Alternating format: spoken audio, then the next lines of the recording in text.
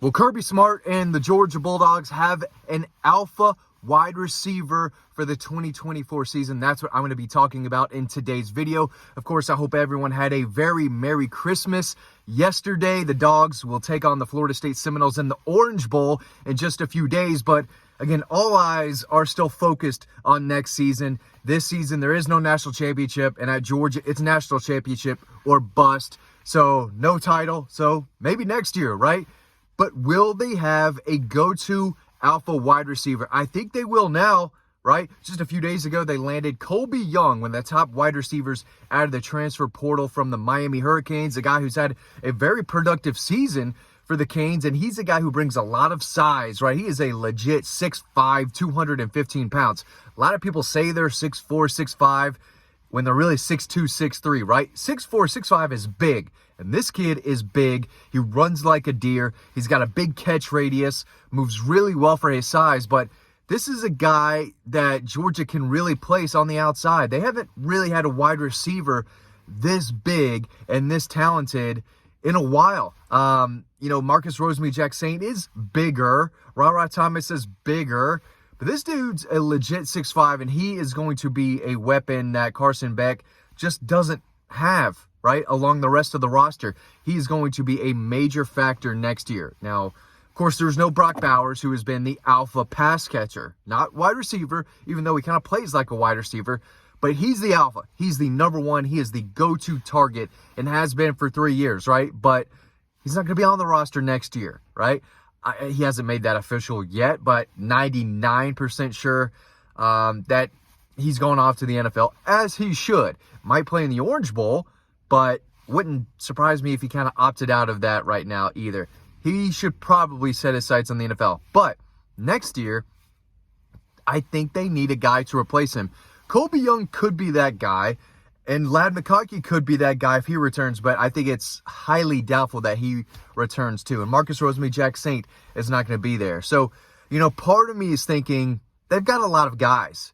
And even last year, Carson did a great job of distributing the ball. When they needed Brock Bowers, obviously against Auburn, they went to him. They said, okay, game's kind of on the line. We've got to score some touchdowns here late in the second half.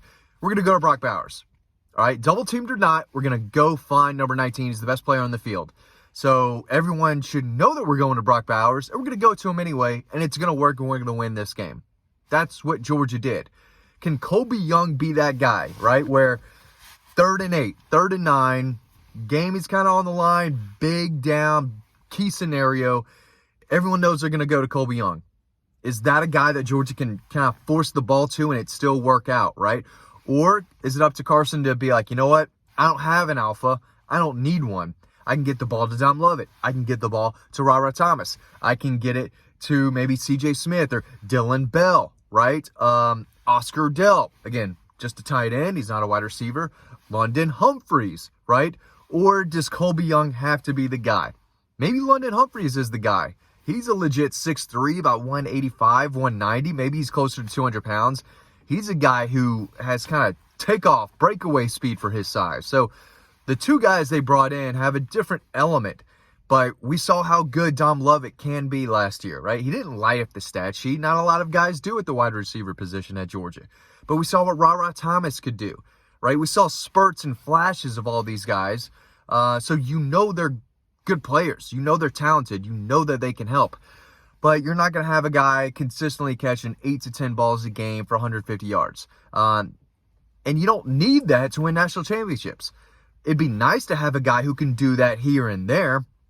And Dylan Bell has shown to be that guy. He's someone who can catch one pass one game, 2 passes the next, and then catch 6 or 7 with 2 touchdowns in the next game. He's a quiet assassin who can have a breakout game here and there.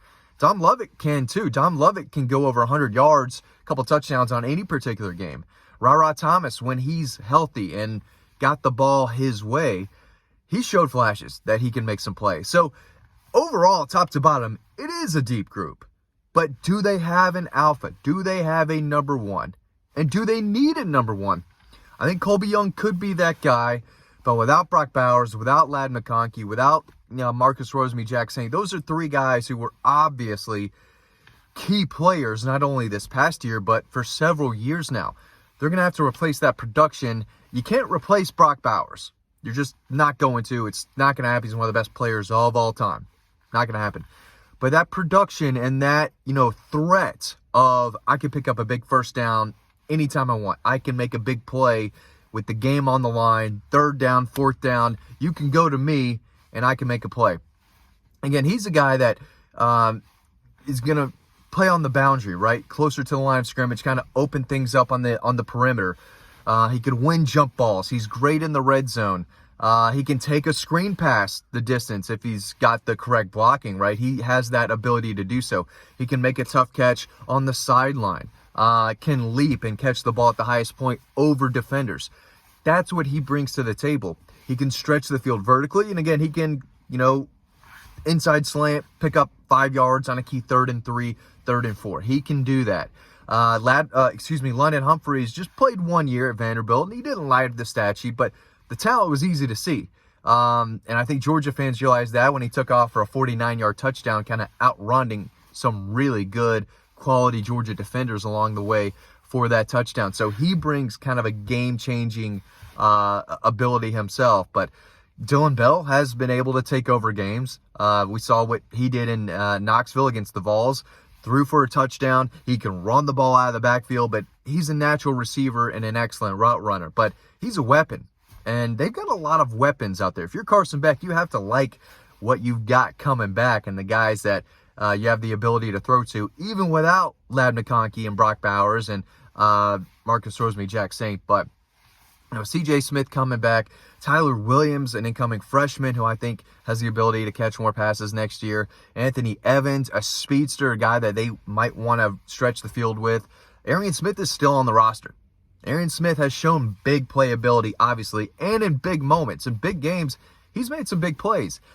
He just disappears at times, and I don't think he's fully turned into a legit wide receiver, so to speak. He's more of a track star trying to play football still, but will he be on the roster in the fall? Will he hit the transfer portal when he has another opportunity? He still has an opportunity, but I believe it opens up again either late in the spring, earlier this summer, so he could leave as well.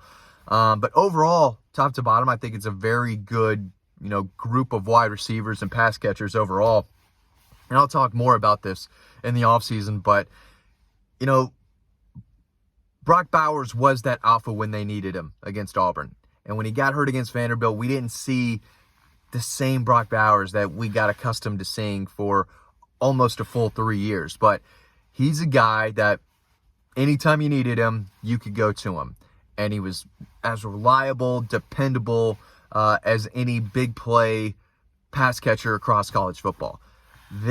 I think they're going to need that consistent player. Again, they go play at Kentucky, at Austin against the Longhorns, in Tuscaloosa, in Oxford against the Rebels. They've got some serious road games where things could get real tight down the stretch. These are not going to be easy games at all. This is going to be, Georgia's got one of the toughest road schedules of anyone in the country next year. That's just a fact. It's going to sound like an opinion, but it's a fact. They're going to need someone to step up and make a key catch down the field at some point, whether it's the third quarter, late in the game, late in the fourth quarter, final drive, whoever. There are going to be probably several times where one of these receivers or pass catchers has to step up and make a big catch with the game on the line. Do they go to one specific guy no matter what the coverage is, no matter what the route is? Or can Carson Beck be like, it doesn't matter who the number one is. I'm going to the correct route. I'm going to read it, the play right, and go to whoever either is open or wherever the ball should go to. Maybe they need that alpha that they can lean on and rely on in key moments.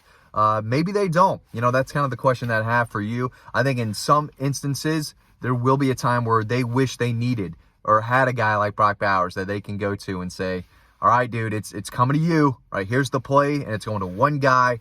We need you to make that play. We'll see, but Carson's going to be in a situation where, deep down, he would probably like, okay, this is tough. I need a big play. I need a go-to receiver here. I'm going to throw it up to whoever, right? That guy's a question mark right now. Dom Lovett, Ra Thomas, or is it one of the new guys, London Humphreys, Colby Young? could be Colby Young. I think he's got the size and the talent, the potential, and the experience already at the collegiate level to be that type of player. We'll see. Thanks for watching this video. Hope you enjoyed it. Sign up to our free newsletter. That link is down below. You can read a lot of free stories on Dawg Post. Don't miss that opportunity. We'd love to see you over on the website. Again, hope you enjoyed this video. Hope to see you over there.